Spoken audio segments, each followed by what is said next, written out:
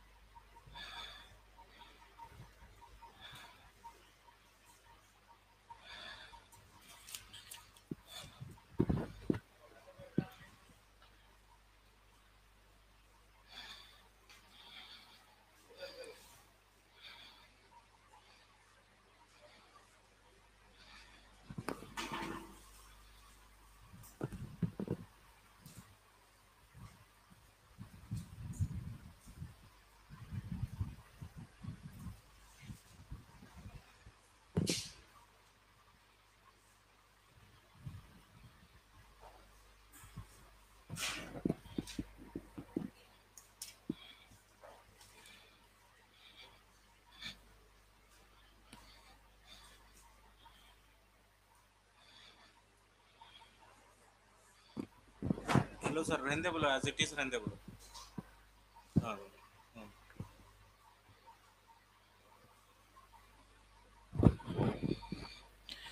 So in today's class, we are going to discuss respiration in plant growth regulators. Okay. So as you know, respiration means C6H12O6, a glucose molecule in presence of 6 molecule of oxygen undergo oxidation and produces 6 carbon dioxide, 6 water and 38 ATP. अगर respiration oxygen के presence में होगा then it gives 38 ATP per glucose molecule in presence of oxygen. So in presence of oxygen को हम क्या बोलते हैं? Aerobic respiration. Aerobic respiration give how many ATP? 38 ATP per glucose molecule. Aerobic. Anaerobic respiration का equation लिख रहा हूं, C6H12O6 without oxygen converted into 2CO2 plus 2C2H5OH plus 2 ATP.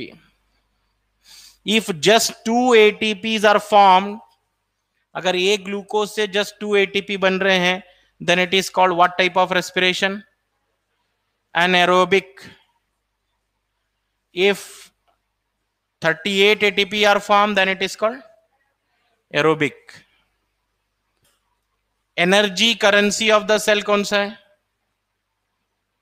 Energy currency of the cell ATP है. Energy currency of the cell adenosine triphosphate.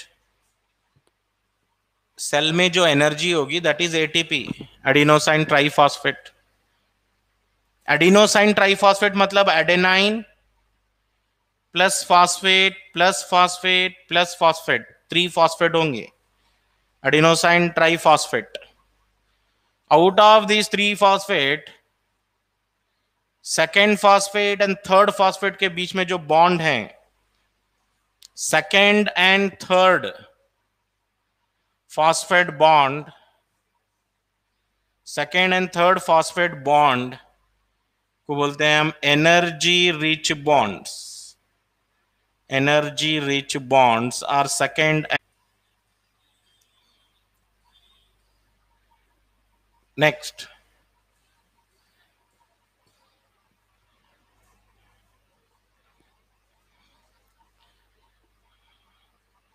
आप सबको है ना Krebs cycle practice करना चाहिए. क्रेब्स साइकिल क्या है? क्रेब्स साइकिल मतलब pyruvic acid. Pyruvic acid first converted into acetyl CoA, converted into acetyl CoA, that is 2 carbon compound. Pyruvic acid is 3 carbon compound. During conversion of pyruvic acid into acetyl CoA, 1 carbon dioxide loss occur, that is decarboxylation reaction. As well as same time NAD is converted into NADH2. NAD become NADH2 during conversion of pyruvic acid into acetyl CoA. Acetyl CoA combine with oxaloacetic acid. Oxaloacetic acid 4 carbon compound plus acetyl CoA 2 carbon compound, दोनों मिलकर कितने होंगे 6 carbon. 6 carbon compound बनेगा, that is called citric acid बोल रहे हैं इसको, 6 carbon compound. During Krebs cycle, we are studying Krebs cycle. During Krebs cycle oxaloacetic acid combined with acetyl CoA forming citric acid, then citric acid converted into cis-aconitic acid, cis-aconitic acid converted into isocitric acid, isocitric acid then converted into oxalosuccinic acid, ये भी 6 carbon compound है। ऑक्सलोसक्सिनिक acid से बनेगा alpha ketoglutaric acid. Alpha ketoglutaric acid में 6 carbon है, alpha ketoglutaric acid में 6 carbon है। तो ऑक्सलोसक्सिनिक एसिड से अल्फा कीटोग्लूटारिक एसिड जब बनेगा तो वहां पर एक कार्बन डाइऑक्साइड लॉस होगा। 1 carbon dioxide is lost during conversion of oxalosuccinic acid into alpha ketoglutaric acid. तो अल्फा कीटोग्लूटारिक एसिड में कितने कार्बन जाना चाहिए 5। बस ऐसे क्वेश्चन बनेंगे। During Krebs cycle what is the 5 carbon compound alpha ketoglutaric acid. फिर अल्फा कीटोग्लूटारिक एसिड से फिर एक carbon dioxide loss, one more carbon dioxide loss from alpha ketoglutaric acid forming succinyl CoA। succinyl CoA में कितने carbon 4 carbon, succinyl CoA में 4 carbon. फिर succinyl CoA से क्या बनेगा, succinyl CoA से succinic एसिड, ये भी 4 कार्बन। सक्सिनिक एसिड से फ्यूमेरिक एसिड, ये भी 4 कार्बन। फ्यूमेरिक एसिड से मैलिक एसिड, ये भी 4 कार्बन। मैग्लिक एसिड से ऑक्सलोएसिटिक एसिड लास्ट में।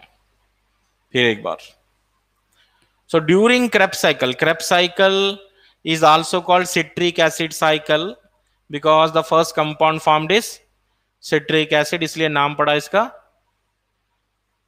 Citric acid cycle. Citric acid cycle very talker mitochondrial matrix में होगा ये पूरा साइकिल। और ये साइकिल का एडवांटेज क्या है, बहुत ज्यादा एनर्जी बनती है साइकिल में। जो भी आप फूड खा रहे हैं glucose, that glucose converted into pyruvic acid, then pyruvic acid converted into acetyl CoA, फिर वो क्रेब्स साइकिल में एंटर कर जाता है। क्रेब्स साइकिल में ये स्टेप नंबर 1 है, सिट्रिक एसिड फॉर्मेशन 1 स्टेप है। उसके बाद ये सेकेंड, ये थर्ड, ये फोर्थ, टोटल 10 आना चाहिए। 5, ये 6, 7, ये 8, ये 9, 10। अब क्रेब्स साइकिल से एग्जाम में क्वेश्चन कैसे आते हैं सुनो।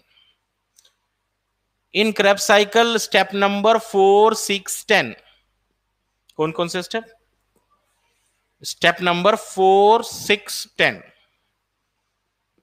स्टेप नंबर 4 लिख दीजिए, 6 लिख दीजिए, 10 लिख दीजिए।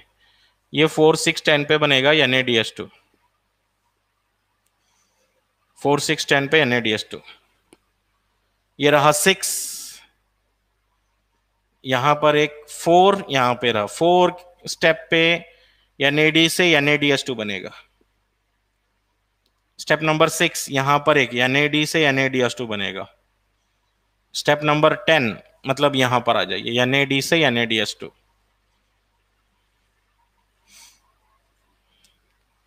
तो you should remember 1 NaDH2 is equal to 3 ATP।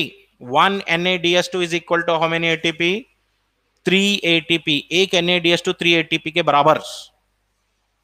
मतलब अभी यहां पर कितने ATP हैं जरा 3, 6, 9, 12 ATP हैं अभी।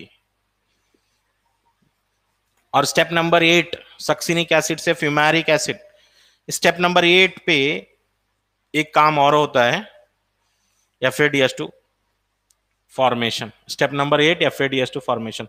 ये गए हम स्टेप नंबर 8, यहां पर बनेगा FAD से FADH2, FAD से FADH2।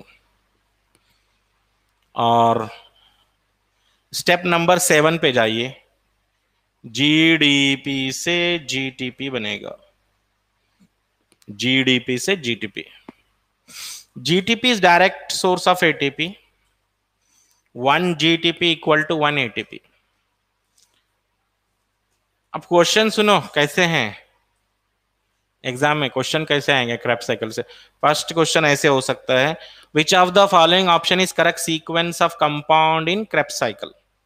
रैंडमली ऐसे कंपाउंड के नाम लिखता हूं, सिट्रिक एसिड से cisaconitic acid, isocitric acid, oxalosuccinic acid. Option 2 citric acid से oxalosuccinic acid, fumaric acid, pyruvic acid. Wrong है, करेक्ट क्या है बोलो? Citric acid, सिसकोनाइटिक acid, isocitric acid, oxalosuccinic acid. मतलब ये पूरे सीक्वेंस में याद रहना चाहिए। फर्स्ट काम आप क्या करो ना, पूरा सीक्वेंस में याद करो उसको। विच of the following is correct order of compounds involve in Krebs cycle. पूरे ऑर्डर में याद रखना, हर कंपाउंड का फर्स्ट लेटर ले लीजिए आप, याद रखने के लिए ट्रिक। PACCIOKSSFM। इसको ना एक स्टोरी बना ले सकते हैं हम इसको। हर कंपाउंड का फर्स्ट लेटर, P फॉर यहां पे ले सकते हैं papa and children, papa and children carrying ice cream on Kinetic Scooty specially for mummy only. तो इस टाइप का क्वेश्चन जो है ना सॉल्व हो जाएगा, सीक्वेंस वाला क्वेश्चन सॉल्व हो जाएगा, सीक्वेंस का सॉल्व हो जाएगा। अभी तो दूसरा टाइप का क्वेश्चन है, NaDH2 कौन से स्टेप में बनेगा, FADH2 कौन से स्टेप में बनेगा। NaDH2 are formed in which steps. Exam में 4, 6, 10 बोले तो नहीं चलता। एग्जाम में क्या है ना, कौन सा है स्टेप नंबर 4 आपको याद रहना पड़ेगा। स्टेप नंबर 4 आइसोसिट्रिक एसिड से oxalosuccinic, isocitric acid into oxalosuccinic acid, step number 4 बोल के याद है ना। ऑक्सैलो या फिर अल्फा कीटो ग्लूटारिक एसिड से सक्सिनाइल कोए बोल तो 6 याद रहना। बहुत बार नीट में क्वेश्चन पूछा, during the conversion of succinic acid into fumaric acid what is formed. Option में NaDH2, FADH2, GTP, ATP, carbon dioxide. Succinic acid से फ्यूमेरिक एसिड क्या बना, FADH2। एक FADH2 2 ATP के बराबर, एक NaDH2 3 ATP के बराबर, एक FADH2 2 ATP के बराबर, 2 ATP के बराबर। मतलब 1 पाइरेविक एसिड से आपको टोटली कितने ATP बन रहे हैं बताइए। 1 पाइरेविक एसिड से अगर मैं काउंटिंग स्टार्ट करूं तो कितने ATP मिल रहे हैं मेरे को। टोटल मेरे पास 4 NaDH2 बन रहे हैं, यहां पे 4, 6, 10 स्टेप पे, यहां पर एक टोटल 4 NaDH2 बोल तो कितने ATP, 4 3 12 ATP बन गए इधर।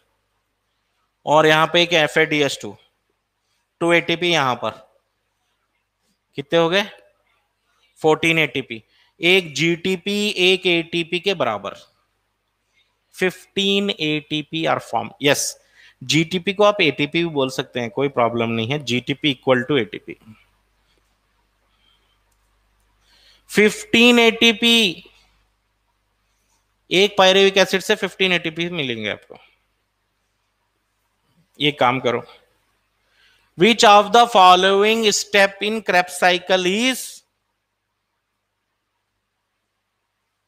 डायरेक्ट जीटीपी फॉर्मेशन, सक्सिनाइल कोए से सक्सिनिक एसिड, ऐसा देगा ऑप्शन, सक्सिनाइल कोए से succinic acid, direct GTP formation, direct GTP formation. ये समझने नहीं आ रहा यहां पर ब्रेकडाउन हो रहा है क्या कंस्ट्रक्शन हो रहा है? ब्रेकडाउन रिएक्शन को क्या बोलते हैं हम? एनाबॉलिक। ब्रेकडाउन रिएक्शन को कैटाबॉलिक, कंस्ट्रक्टिव रिएक्शन को anabolic. Whether it is anabolic और कैटाबॉलिक और both.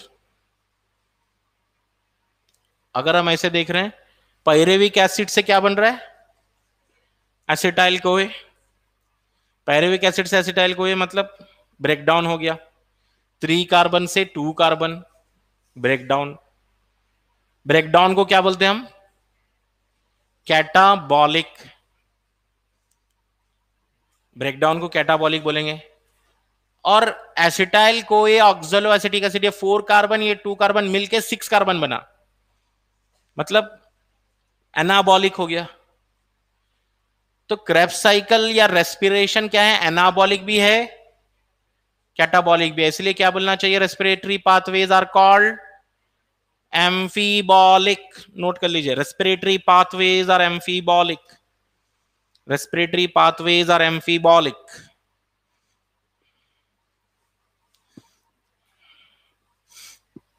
Respiratory pathways are amphibolic क्योंकि इसमें दोनों भी चल रहा है, एनाबॉलिक प्लस कैटाबॉलिक बोथ।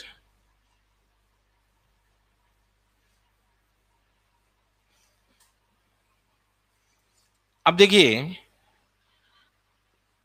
आप ब्रेकफास्ट में ग्लूकोज खाए, वो ग्लूकोज है ना पायरेविक एसिड में कन्वर्ट हो जाता है। कितने पायरेविक एसिड? 2 पायरेविक एसिड।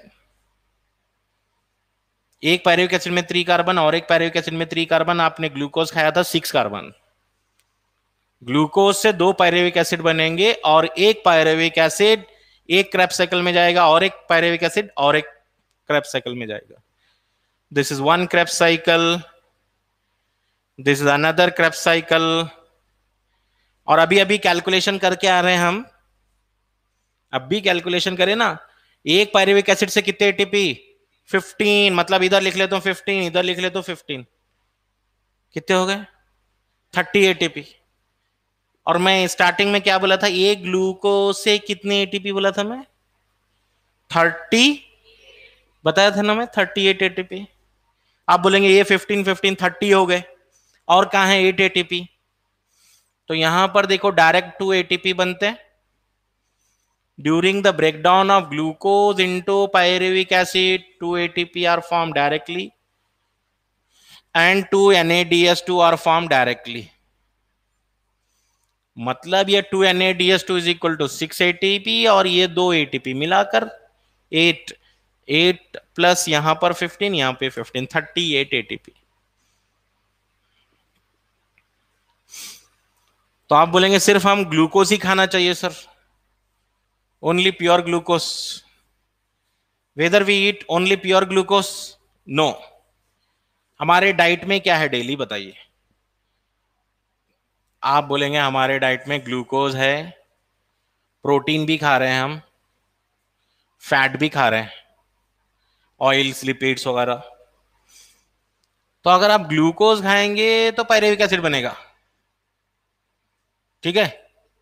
फिर पायरेविक एसिड से एसिटाइल कोए बनेगा, ठीक है? एसिटाइल कोए, फिर एसिटाइल कोए से क्या होगा? Krebs cycle. क्रेब्स साइकिल के बाद तो फुल एटीपीस, बहुत सारे एटीपी बनते हैं। तो आप बोलेंगे सर ग्लूकोज से ये एटीपी बन रहे हैं, तो why we eat protein, why we eat fat? तो सुनिए, protein can also join Krebs cycle. Protein भी आके क्रेब्स साइकिल ज्वाइन कर सकते हैं। वो कैसे? ये प्रोटीन फर्स्ट अमाइनो एसिड में ब्रेक होना, then this amino acid can join, लेकिन ज्वाइन होने से पहले ये पायरेविक एसिड में कन्वर्ट हो जाना चाहिए। क्या में कन्वर्ट होगा? पायरेविक एसिड। डायरेक्ट क्रेब्स साइकिल में नहीं आ सकता वो, protein converted into amino acid converted into pyruvic acid, fat converted into fatty acid, glycerol, and fatty acid glycerol can converted into acetyl CoA. That means even fat is also giving you energy, protein is also giving you energy. Protein से भी energy मिल सकती तुम्हारे को, fat से भी energy मिल सकती, ठीक है। और क्रेब्स साइकिल्स कॉमन है, Krebs cycle is common in protein metabolic sink, Krebs cycle is metabolic sink.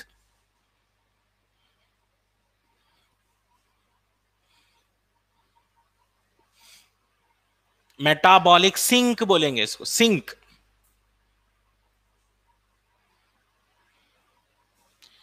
Sink मतलब क्या, जहां पे आप सारा डस्टबिन है वो, चाहे आप कार्बोहाइड्रेट खा रहे होंगे क्रेब्स साइकिल ही जाना है, प्रोटीन खाएंगे तो भी क्रेब्स साइकिल ही जाना है, फैट खाएंगे तो भी क्रेब्स साइकिल ही जाना है,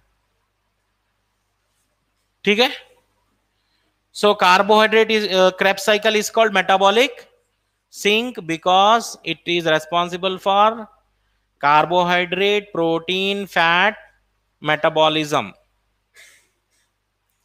मेटाबॉलिज्म मतलब breakdown of carbohydrate, breakdown of protein, breakdown of fat. तो आप बोलेंगे इसमें से अच्छा कौन सा है, कार्बोहाइड्रेट, प्रोटीन और फैट में से क्या खाएंगे तो अच्छा है। If you take carbohydrate you will get direct energy, बहुत सारी एनर्जी मिलेगी आपको, बिकॉज कार्बोहाइड्रेट का ऑक्सीडेशन बहुत ही आसान है।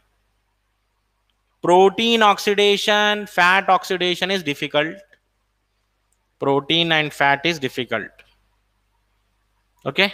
एक बार नीट में क्वेश्चन आया, what is the common intermediate in carbohydrate, protein and fat metabolism. Common क्या लूं, पायरेविक एसिड लूं, एसिटाइल कोए लूं?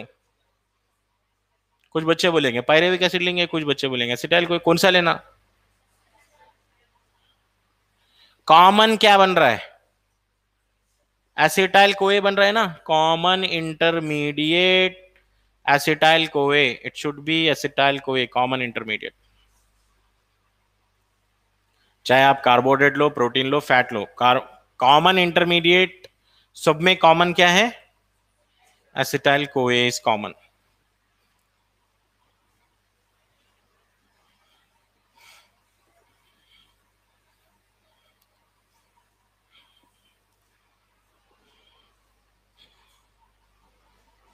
Two molecules of glucose give how much ATP? Two molecules of glucose gives how much ATP? बताओ। अब मुश्किल है क्या question ऐसा करना? एक ग्लूकोज से 38 बताया ना मैं आपको, एक ग्लूकोज से 38, दो ग्लूकोज से 76, डायरेक्ट करना अब, ठीक है। 1 पायरेविक एसिड से कितने एटीपी? 15 एटीपी। चलो मैं आपको पायरेविक एसिड का बताया, एग्जाम में आ गया एसिटाइल कोए, अब क्या करना? 1 एसिटाइल कोए से कितने एटीपी बताओ। चलो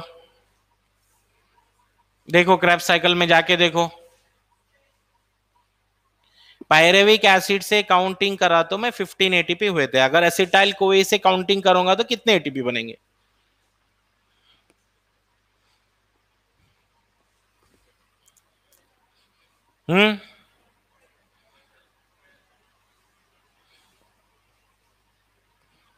एसिटाइल कोए से अगर आप काउंटिंग शुरू करेंगे ना, ये रहा क्रेब्स साइकिल, इसमें 3 NADH2 बनते हैं, एक FADH2, एक GTP, सही है, सही है।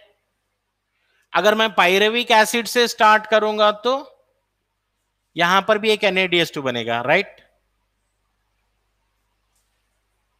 पायरेविक एसिड से काउंटिंग करेंगे तो एक NADH2 बाहर भी, एसिटाइल को एग्जाम में एसिटाइल कोए से पूछा है, तो एसिटाइल कोए से बोलते पायरेविक एसिड से नहीं करना आप, एसिटाइल कोए से। कितने एटीपी?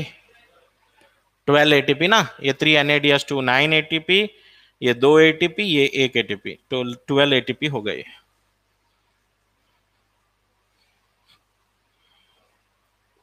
ऐसे क्वेश्चन के लिए रेडी रहना पड़ेगा आपको।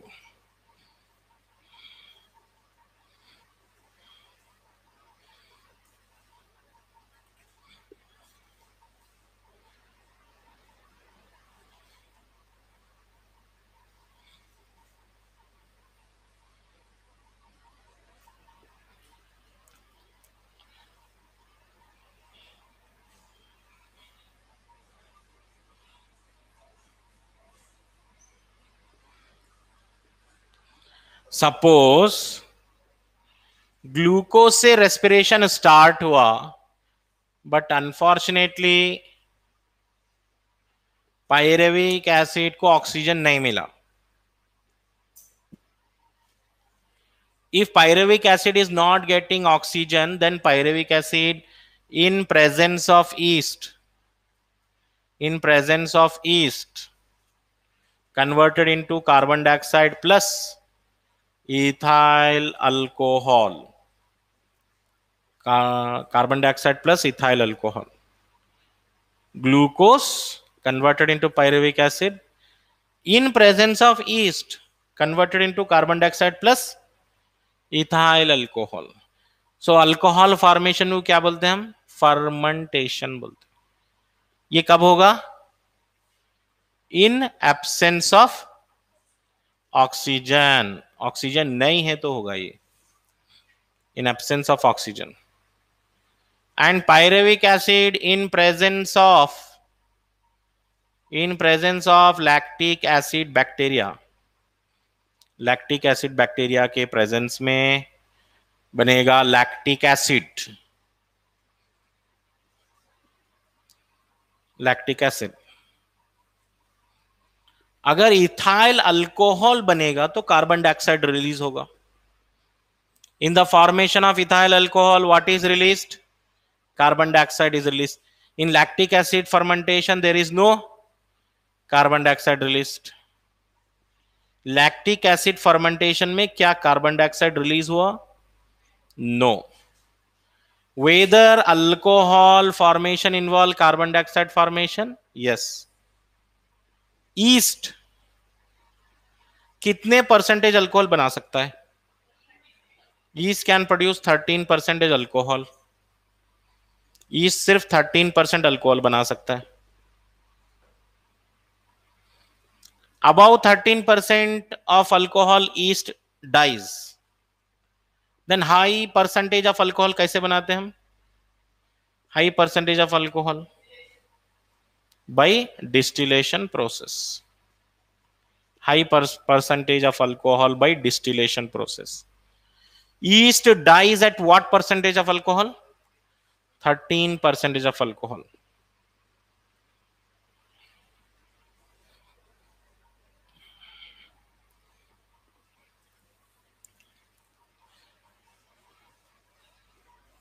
During which fermentation carbon dioxide is released?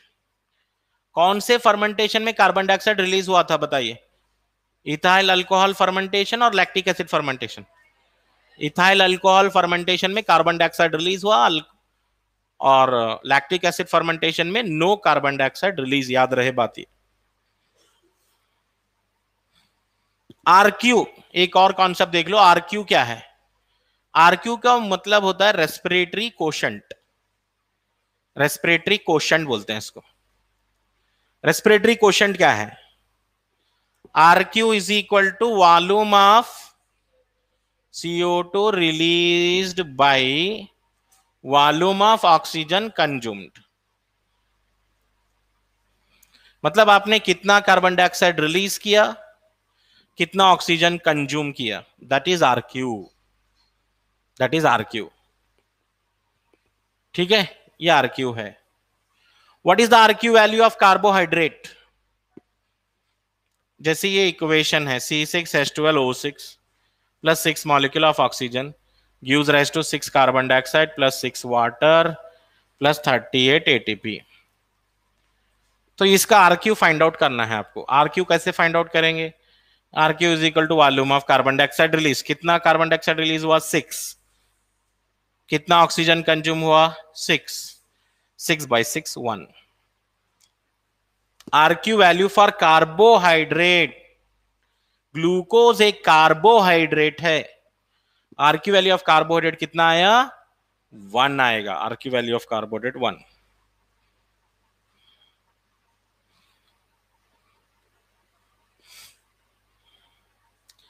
Which structure in plant help in exchange of gases? जैसे कि एनिमल्स में क्या है एक्सचेंज ऑफ गैसेस के लिए? आपके पास लंग्स हैं, नॉस्ट्रिल हैं for exchange of gases. Plants में क्या है? Plants exchange gases bye stomata. किससे एक्सचेंज करते हैं वो? स्टोमाटा एंड लेंटिसेल बोल के होते हैं। Stomata and lenticel help in exchange of gases. Lenticel plus stomata help in exchange of gases.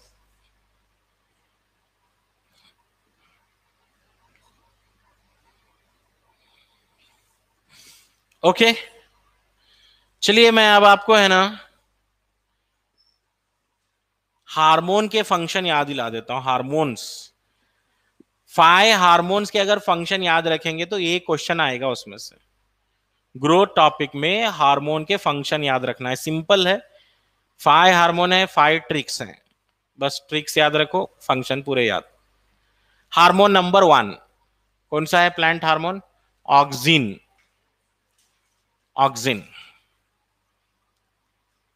ये प्लांट हार्मोन है, ठीक है। ग्रोथ प्रमोटिंग हार्मोन है ये, growth promoting hormone in plant. तो इसका ट्रिक है Xylo aunty he applied dirt in roots पर पाइनएप्पल फ्लावर्ड। मतलब आप कंप्लेन कर रहे हैं, you are complaining to Xylo aunty को कंप्लेन कर रहे हैं आप। क्या कंप्लेन कर रहे हैं? He applied dirt in roots, लेकिन क्या हुआ? Pineapple flowered. तो इसमें क्या है, पूरे छुपे हुए हैं ऑक्सिन के फंक्शंस। नंबर 1, ऑक्सिन का पहला फंक्शन है जाइलम फॉर्मेशन। जाइलम टिश्यू के फॉर्मेशन में हेल्प करता है।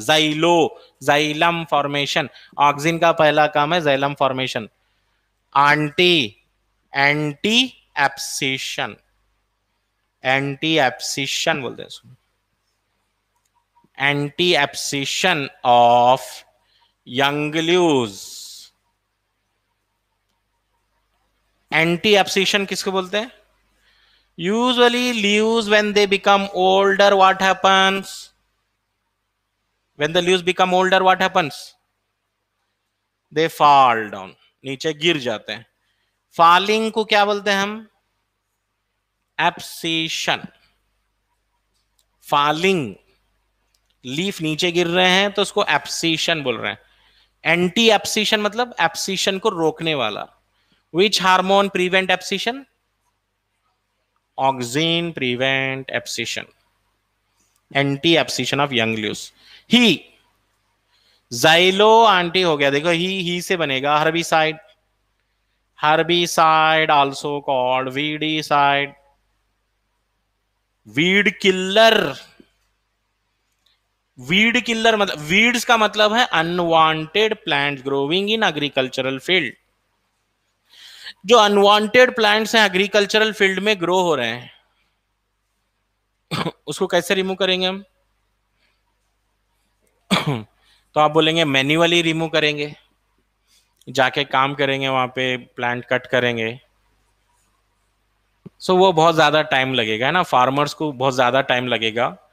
एक हार्मोन आता है 2,4-D बोल के, 2,4-D is a synthetic auxin. 2,4-D क्या है? Synthetic auxin. 2,4-डाइक्लोरो फिनॉक्सी एसिटिक एसिड। जस्ट ये हार्मोन स्प्रे करो, सारे वीड्स मर जाएंगे। 3 फंक्शन याद हो गए। Applied xylem formation, anti abscission, herbicide. Applied से कुछ याद आना, अप्लाइड से बनेगा एपिकल डोमिनेंस। क्या है? एपिकल डोमिनेंस ऑक्सिन की वजह से होता है एपिकल डोमिनेंस। ये तो बहुत ज्यादा इंपॉर्टेंट है एपिकल डोमिनेंस। देखिए एपिकल डोमिनेंस क्या होता है। प्लांट है, ये लीफ है, ये ब्रांचेस हैं,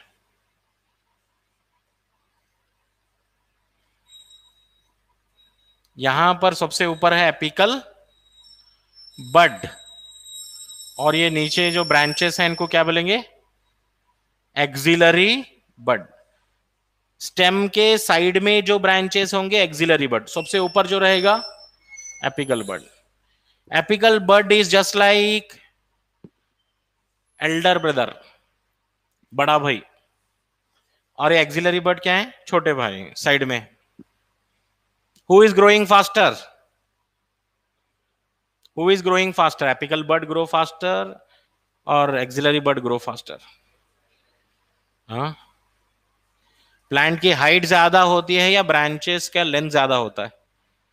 हाइट ज्यादा होती है प्लांट में, हाइट बहुत ज्यादा होती है। ब्रांचेस का भी हाइट अगर मेजर करेंगे तो कम रहेगी। So whether elder brother grow faster और younger brother grow faster? Elder brother grow faster.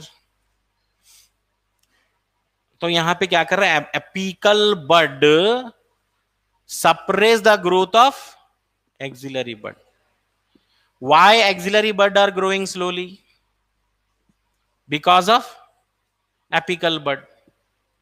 Apical bud की वजह से एक्सिलरी बड की ग्रोथ रुक गई है, इसी को बोलते हैं apical dominance.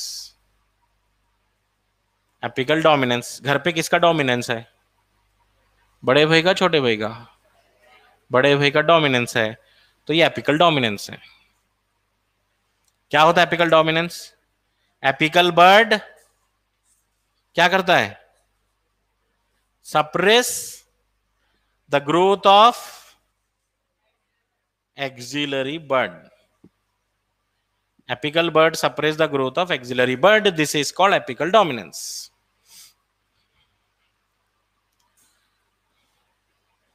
Suppose if you want to make the plant branches to grow faster, आपको हाइट नहीं चाहिए, आपको चाहिए branches, as in tea plantation. अगर आप टी प्लांटेशन कर रहे हैं, टी प्लांट्स हैं आपके पास, तो क्या करेंगे आप? एपिकल बड कट कर दीजिए वहां पर। एपिकल बड अगर निकाल देंगे ना, तो किसको चांस मिलेगा?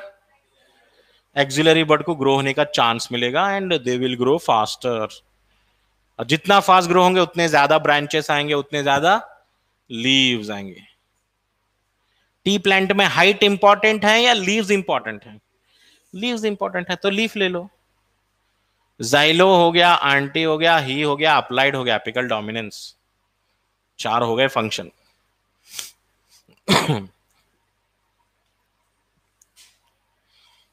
Next, dirt. D for dirt है यहां पर। डी से बनेगा point number 5, division of cell. Auxin also help in division of cell. Point number 6, in root formation. Auxin root बनाने में भी हेल्प करता है, रूट फॉर्मेशन। और ये पर से बनेगा पार्थिनोकार्पी। पार्थिनोकार्पी इन टोमेटो। यस, ऑक्सिन पार्थिनोकार्पी करेगा। पार्थिनोकार्पी मतलब seedless fruit formation, seedless fruit formation, seedless fruit बनना, सीडलेस।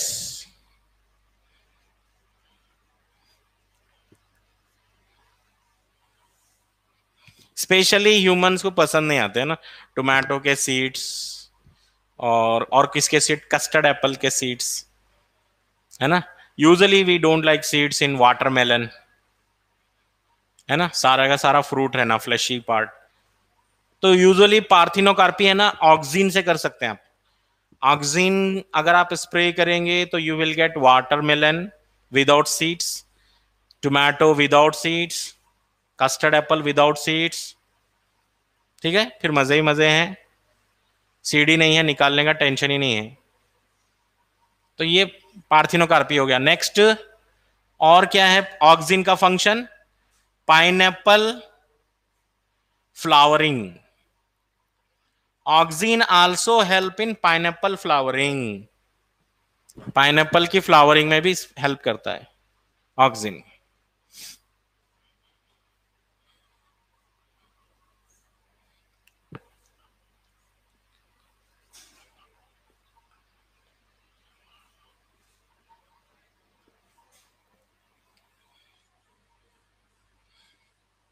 ये थे ऑक्सिन के पूरे different different types of functions.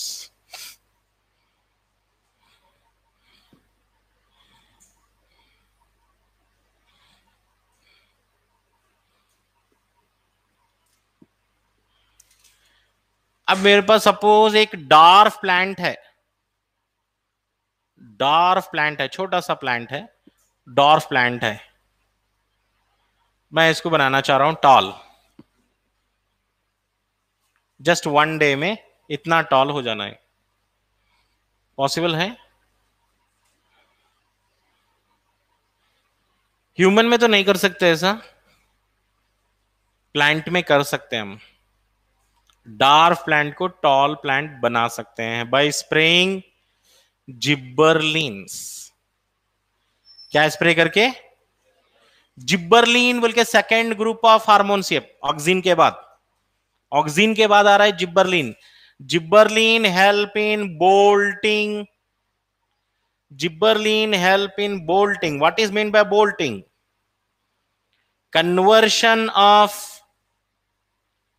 dwarf plant into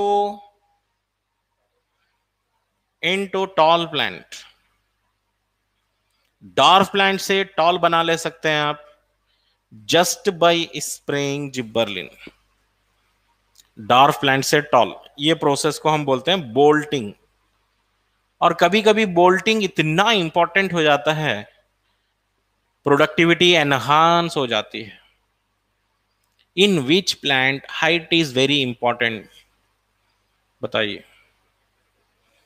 banana plant में, राइस प्लांट में, व्हीट प्लांट में, कौन से प्लांट में हाइट है इंपॉर्टेंट? बताइए। शुगर केन प्लांट में हाइट बहुत ज्यादा इंपॉर्टेंट। जितनी ज्यादा हाइट रहेगी शुगर केन प्लांट में, उतना ज्यादा शुगर प्रोडक्शन होगा।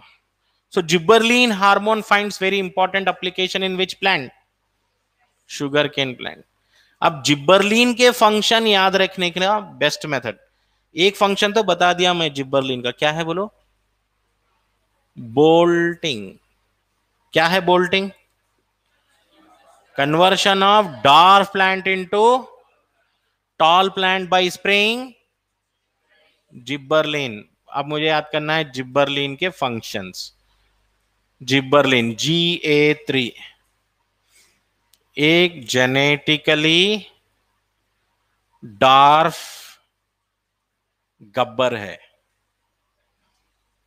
जेनेटिकली डार्फ गब्बर है, genetically dwarf Gabbar, broken, seed dormancy, attained early maturity,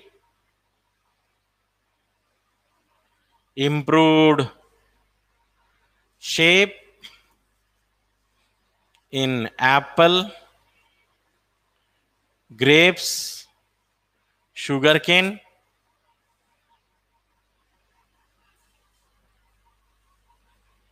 जिब्बरलिन के फंक्शन देखिए, जिब्बरलिन के फंक्शन बता रहा हूं। Genetically dark Gabbar, broken seed dormancy, attend early maturity,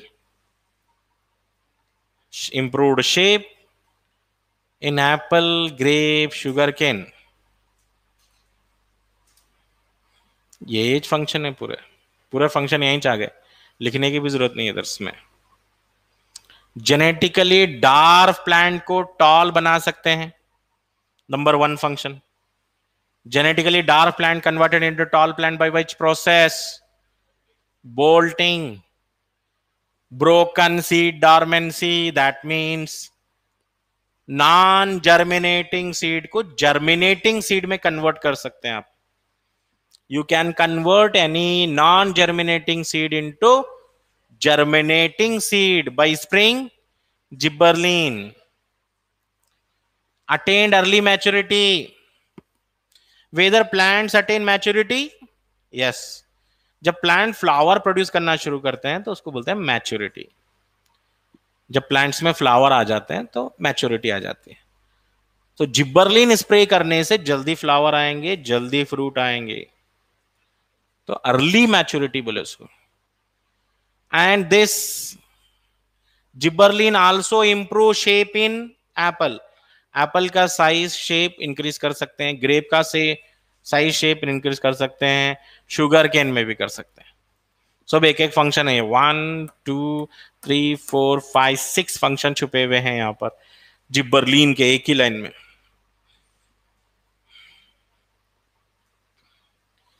और ये जेनेटिकली डार्क गब्बर, इसका नाम क्या था मालूम? मालती दास। क्या नाम था? मालती दास बोल के था।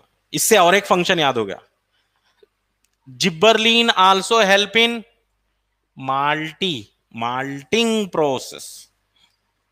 जिब्बरलिन help in malting process. Malti Das याद रखेंगे तो माल्टिंग प्रोसेस याद रहेगा। माल्टिंग का मतलब है increase sugar content in seed. Seed में शुगर कंटेंट इंप्रूव करने के लिए जिब्बरलिन इंक्रीज करते हैं। Suppose if you want to make seed sugary sweet, barley seed है आपके पास, बार्ली सीड में शुगर उतना टेस्ट बराबर नहीं रहता, उसमें अगर आप जिब्बरलिन स्प्रे करें तो स्वीट हो जाता है। माल्टिंग का मतलब है शुगर कंटेंट बढ़ाना। चलो ये एक और फंक्शन आ गया जिब्बरलिन का।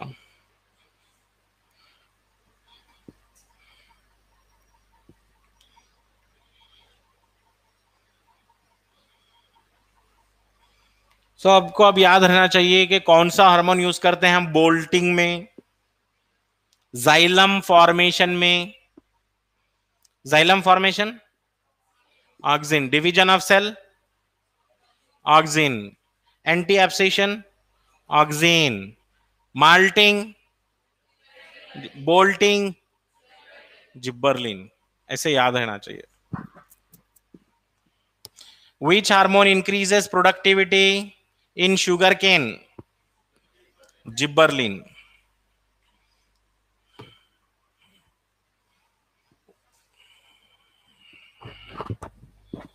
नेक्स्ट अब जाएंगे हम साइटोकाइनिन हार्मोन की तरफ।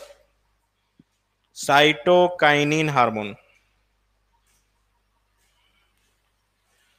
साइटोकाइनिन के ज्यादा फंक्शन नहीं है।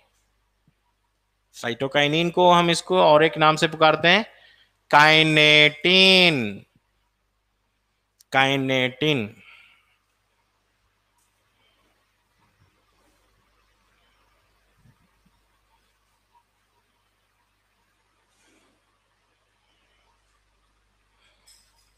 Kinetin, CM said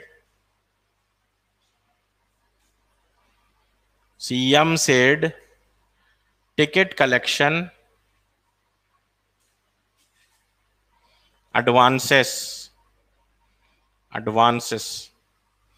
ticket collection advance हो रहा बोल के सीएम अनाउंस कर रहे हैं, ठीक है।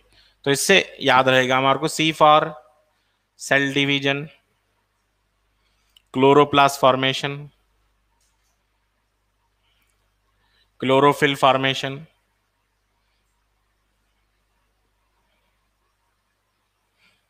C for cytokinin and C for cell division, chloroplast formation, chlorophyll formation,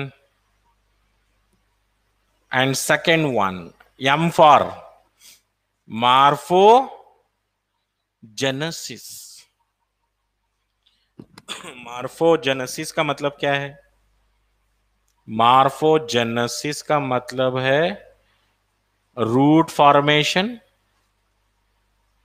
shoot formation.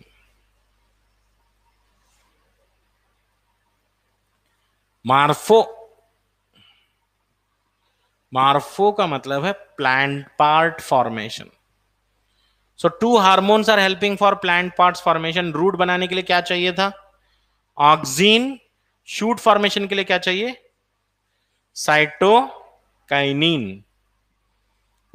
Cytokinin चाहिए। सी से हो गया, यम से हो गया, अब यस से आएगा सीनेसेंस डिलेड। सीनेसेंस का मतलब एजिंग।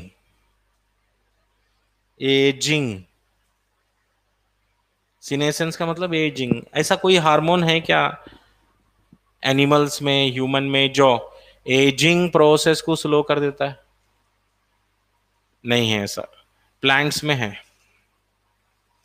प्लांट में एक हार्मोन है साइटोकाइनिन। साइटोकाइनिन क्या कर सकता है पता है? एजिंग प्रोसेस को स्लो कर देता है। तो प्लांट ओल्ड होते ही नहीं। 100 ईयर के भी हुए तो वैसे ही रहेंगे वो। जब तक उसको वाटर न्यूट्रिएंट मिलते रहेगा, the plant remain healthy. Senescence ageing को बोल रहे हैं, डिले हो जाता है। हो गया ये।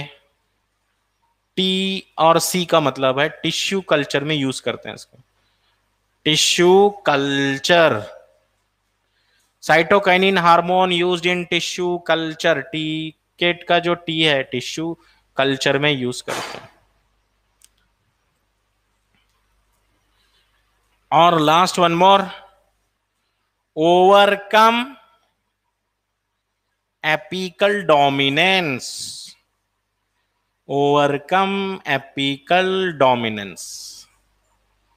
एपिकल डोमिनेंस को ओवरकम करने के लिए बेस्ट हार्मोन कौन सा है? साइटोकाइनिन हार्मोन है best hormone to overcome apical. Which hormone is responsible for apical dominance? Apical dominance हुआ किससे था? ऑक्सिन की वजह से एपिकल डोमिनेंस हुआ। Auxin help in apical dominance and cytokinin help in overcoming apical dominance. ये पूछते हैं, देखो कंफ्यूजन है। Auxin help in apical dominance, और एपिकल डोमिनेंस को ओवरकम करने वाला हार्मोन साइटोकाइनिन। साइटोकाइनिन का और एक नाम kinetin. Which hormone help in tissue culture? Which hormone help in improving the shape of grapes? Gibberellin. Which hormone increases the height in dwarf plant? Gibberellin. Which hormone help in anti-abscission of leaves?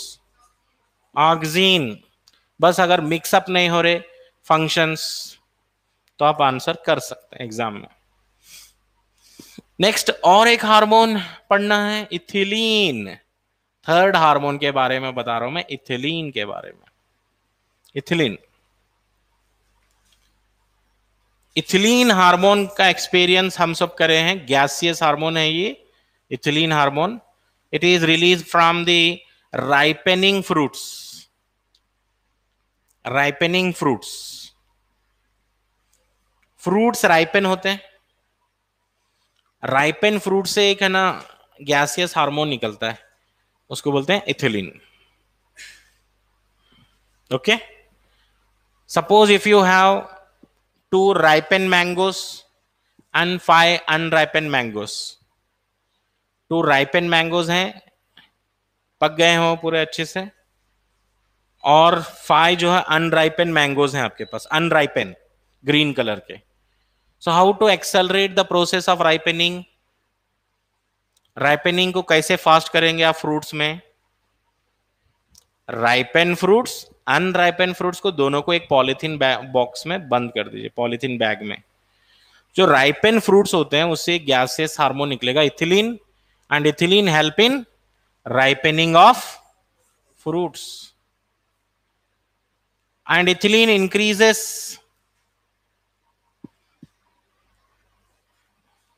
rate of respiration, ethylene increases rate of respiration in fruits, this is called climacteric respiration, climacteric respiration बोलेंगे। Fruit ripening के time में respiration double हो जाता है, ripening fruit जब ripen होते हैं colourful हो जाते हैं, स्वीट हो जाते हैं fruits, so during that time. And ethylene help in root hair formation, root hair formation, root formation नहीं, रूट फॉर्मेशन के लिए कौन? ऑक्सीन, ये root hair formation, ethylene, root hair formation. और इथिलीन का और एक बहुत इंपॉर्टेंट रोल है, फेमिनाइजिंग इफेक्ट, फेमिनाइजिंग इफेक्ट, फेमिनाइजिंग का मतलब है फीमेल, फेमिनाइजिंग मतलब female, feminising effect means promote female formation, form female flower formation.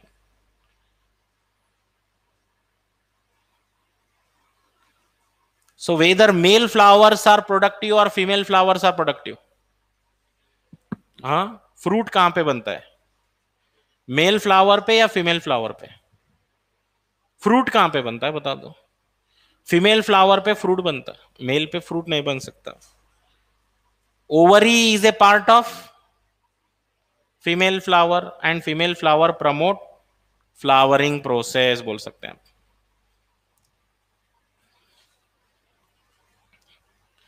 फेमिनाइजिंग effect है इथिलीन का, और इथिलीन का मेन काम था ripening of fruit, ripening of fruit. ठीक है, चलो नेक्स्ट और एक हार्मोन है last, ABA. ABA stand for abscisic acid, abscisic acid, close कर दीजिए, एब्सिसिक एसिड। एब्सिसिक एसिड क्या है? स्ट्रेस हार्मोन है। Abscisic acid is a what type of hormone? Stress hormone. Stress hormone का मतलब है it closes stomata, closes stomata in water stress. जब भी प्लांट में वाटर स्ट्रेस हो जाएगा, वाटर स्ट्रेस मतलब प्लांट को वाटर नहीं मिल रहा है, तो stomata close, and it causes seed dormancy, non germinating seed. Seed dormancy क्या होता है? ये सीड डॉर्मेंसी क्या है? नॉन जर्मिनेटिंग सीड्स, दो seeds which are not germinating, उसको सीड डॉर्मेंसी बोल रहे हैं। And it is anti gibberellic hormone, anti gibberellic hormone बोलते हैं इसको, एंटी जीए, एंटी जीए बोलते हैं इसको। एंटी जीए मतलब जिब्बरलिन के अपोजिट में काम करने वाला हार्मोन। जिब्बरलिन क्या कर रहा था? सीड जर्मिनेशन कर रहा था। जिब्बरलिन का ट्रिक क्या था बोलो जरा? Genetically dark, Gabbar, Malti Das, broken, seed dormancy. Broken seed dormancy मतलब सीड जर्मिनेट हो रहा था, और ये हार्मोन क्या कर रहा है? नॉन जर्मिनेशन करा रहा है, सीड को जर्मिनेट होने नहीं दे रहा। It help in dormancy, gibberellin help in seed germination. Anti gibberellic hormone और एंटी जीए बोलते हैं इसको, एंटी जीए।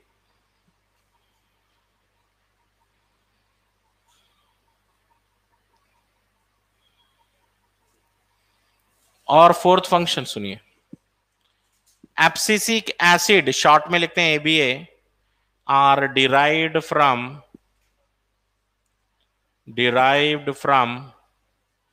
Carotenoid pigments. कैरोटीनॉइड पिगमेंट से बना है। कैरोटीनॉइड पिगमेंट, कैरोटीनॉइड का मतलब है येलो कलर्ड पिगमेंट। कैरोटीनॉइड का मतलब है येलो और ऑरेंज कलर्ड पिगमेंट है। ये येलो और orange colour pigment, carotenoid pigment. Fifth one, stomata को क्लोज कर दिया है, सीड डॉर्मेंसी कर दिया है, एंटी जिब्बरलिक हार्मोन है, derived from carotenoid. What is carotenoid? Yellow orange pigment, yellow orange colour का पिगमेंट है ये। और ये बड डॉर्मेंसी भी करता है, बड डॉर्मेंसी। सिक्स्थ वन, सीनेसेंस को क्या करता है ये? डिले करना, प्रमोट करना। सीनेसेंस प्रमोटेड, प्रमोटेड मतलब सीनेसेंस को हेल्प कर रहा है, एजिंग प्रोसेस को हेल्प कर रहा है, एजिंग प्रोसेस को हेल्प कर रहा है।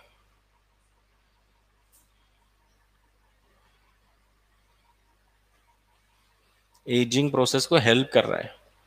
Which hormone delay senescence? Cytokinin. Which hormone help in senescence? Abscisic acid. Which hormone help in xylem formation? Which hormone help in pineapple flowering? हाँ, pineapple flowering, auxin, pineapple flowering. Pineapple flower auxin है, ठीक है। Next, अब आइए एक important topic की तरफ, that is photo periodism. Photo periodism, photo मतलब लाइट है, पीरियड मतलब ड्यूरेशन है, पीरियड मतलब duration, time. Relative lengths of day and night. Day and night help in exact timing for flowering, exact timing for flowering in plants। Relative length of day and night, day का length कितना है, night का length कितना है, ये help करने वाला है एग्जैक्ट टाइमिंग के लिए। किसके लिए? Exact timing for flowering in plants. Plants की एग्जैक्ट फ्लावरिंग के टाइम को आइडेंटिफाई करने में हेल्प करेगा ये। How plants know the season? कुछ प्लांट है मार्च के मंथ में फ्लावर दे रहे हैं, कुछ दिसंबर में दे रहे हैं फ्लावर। कैसे मालूम होता है प्लांट को सीजन? डे और नाइट के लेंथ, डे और नाइट के लेंथ पे डिपेंड है। ये प्लांट है, leaf, leaf find out day and night length.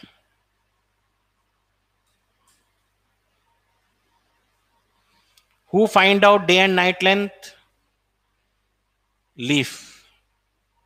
जैसे आप डे चल रहा है या नाइट चल रहा है बोल, तो आपके आईज हेल्प करते हैं आइडेंटिफाई करने के लिए।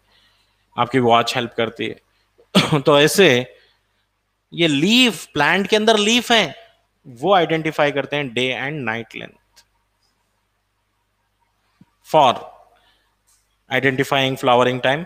Site of perception of light, site of perception of light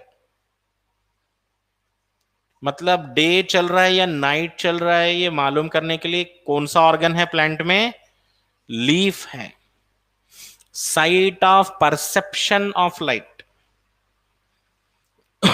even plant को सीजन भी मालूम रहता है, मार्च चल रहा है, अप्रैल चल रहा है, cold season, winter season, rainy season, सब मालूम रहता है प्लांट को based on the night and day length. और ये लीफ से मदद से हेल्प करते हैं। Leaf are helping for finding the day and night length and depending upon the time for flowering, depending upon the time of flowering, plants are classified into three types: LDP plant, SDP plant, DNP plant. What is LDP? Long day plants. SDP, short day plants. Or DNP, day neutral plants.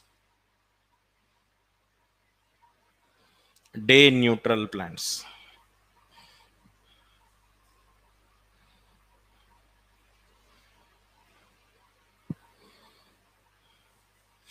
Long day plants क्या है? The plants which flower when the day length is more than, plants which flower when the day length is more than critical day length. Generally 1 day का मतलब है 24 hours, है ना? 24 our जिसमें day है, night है। What do you think, day and night both are equal hours में? Day और नाइट बराबर बराबर है? नहीं है। सीजन के अकॉर्डिंग बदलते रहता, कभी डे लॉन्ग भी होता है, कभी डे शॉर्ट भी होता है। सनराइज कब हुआ आज मॉर्निंग में और सनसेट कब होगा, तो वो डे लेंथ है। आवर्स काउंट कर लेना आप, सनराइज और sunset. Long day plants mean they flower when they flower when the day length is more than the duration of critical day length। Critical day length है, average day length है 10 hours. मान लीजिए पूरे year में, 1 year में average day length कितना है? Average day 10 hours का है, समझो। ऐसा नहीं है कि हमेशा 10 ही रहेगा। मैं क्या लिख रहा हूं? एवरेज, एवरेज लिख रहा हूं ना। एवरेज का मतलब थोड़ी सेम ही होता है। एवरेज का मतलब ज्यादातर ये रहेगा 10 आवर्स। सम टाइम 11 आवर्स का भी डे हो सकता है, 12 आवर्स का भी, 13 आवर्स का भी हो सकता है, but average it's 10 hours. And long day plants are those which flower when the day length is more than the duration of critical day length। मतलब critical day length का मतलब एवरेज डे लेंथ 10 आवर से ज्यादा रहा तो flower देंगे ये।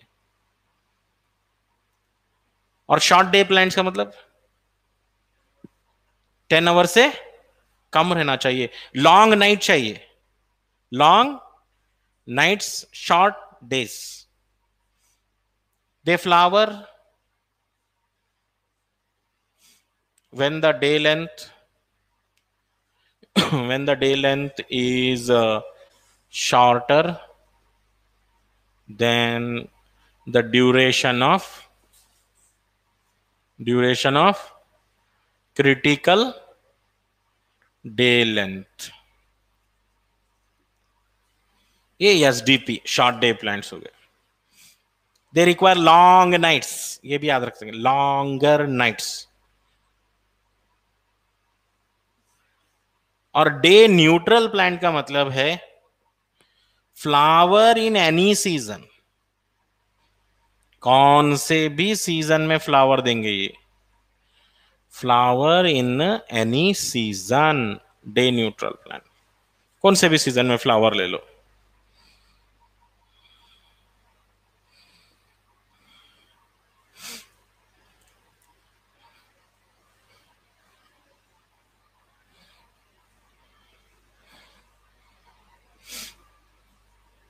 क्या समझे? फोटो पीरियोडिज्म में क्या याद रखना है आपको? फोटो का मतलब है लाइट, पीरियड का मतलब है duration. Photo periodism is the relative length of day and night for the induction of flowering in plants. Suppose एक प्लांट है और इसको हम सपोज दे रहे हैं 14 आवर्स डे, 14 आवर्स दे रहे हैं, इसका मतलब नाइट शॉर्ट हो गई होगी, अंडरस्टूड है। तो अगर इसको फ्लावर आ गए तो क्या बोलेंगे? लॉन्ग लॉन्ग डे प्लांट्स, इसी को बोलेंगे ना लॉन्ग डे प्लांट्स। 14 आवर से ज्यादा रहा तो फ्लावर आ रहा है। सपोज एक प्लांट के मैं सारे लीफ कट कर देता हूं, उसके बाद 14 आवर देता हूं, फ्लावर आएगा क्या? नहीं आएगा।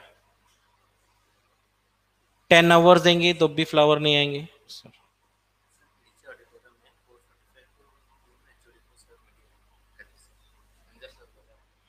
Okay, so without leaves